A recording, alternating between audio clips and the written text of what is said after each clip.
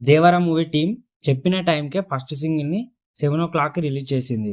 సాంగ్లోకి వెళ్తే స్టార్టింగే NTR title card చాలా డిఫరెంట్గా కత్తులతో నిండిపోయింది. సాంగ్ విన్న తర్వాత ఒక్కటే మాట, దేవరా ముంగిట మనం ఎంత.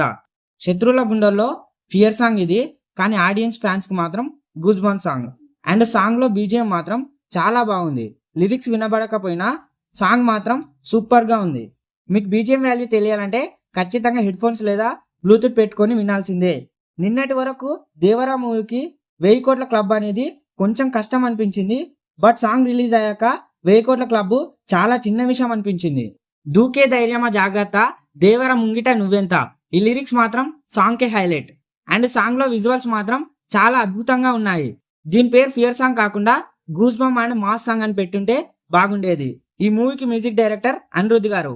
ఈయన నుంచి రీసెంట్గా రిలీజ్ అయిన జైలర్ మరియు లియో మూవీ సాంగ్స్ ఎంత పెద్ద హిట్ అయ్యాయో మనందరికి తెలిసిన విషయమే. అండ్ ఆ సాంగ్స్ లో లిరిక్స్ చాలా క్లారిటీగా అర్థమవుతాయి. కానీ సాంగ్ లో లిరిక్స్ వినబడకపోవడమే ఒక మైనస్ పాయింట్ అని చెప్పుకోవచ్చు. అనిరుద్ధ్ గారికి తమిళ్లో మంచి ఫ్యాన్ బేసే ఉంది. అనిరుద్ధ్ వల్ల దేవరా మూవీకి తమిళ్లో మంచి క్రేజ్ వచ్చే ఛాన్స్ ఉంది. తారకన్న వాడే వెపన్ డి షేప్ లో చాలా యూనిక్ గా ఉంది. ఈ మూవీలో కొరటాల శివ గారు చాలా కొత్త కత్తులనే డిజైన్ చేసినట్లుంది. డైరెక్టర్ కొరటాల శివ జనరల్ గా మెసేజ్ ఓరియంటెడ్ మూవీస్ తీస్తాడు, కానీ సార్ ట్రాక్ మార్చి మాస్ యాక్షన్ తో మన ముందుకు వస్తున్నాడు. డైరెక్టర్ గారు మ్యాన్ ఆఫ్ మాసెస్ అంటే మీనింగ్ వచ్చేలా మాస్ యాక్షన్ తో ఎన్టీఆర్ గారిని సునామీలా చూపించాడు. తారకన్న ఫైట్ చేస్తుంటే నాకు సింహాద్రి మూవీ గుర్తొస్తుంది. ఈ మూవీతో ఎన్టీఆర్ గారు మరొక్కసారి 1000 కోట్ల క్లబ్ లో చేరబోతున్నాడు అనిపిస్తుంది. మీ ఒపీనియన్ ఏంటో కామెంట్ చేయండి. Anyway, happy birthday to తారకన్న.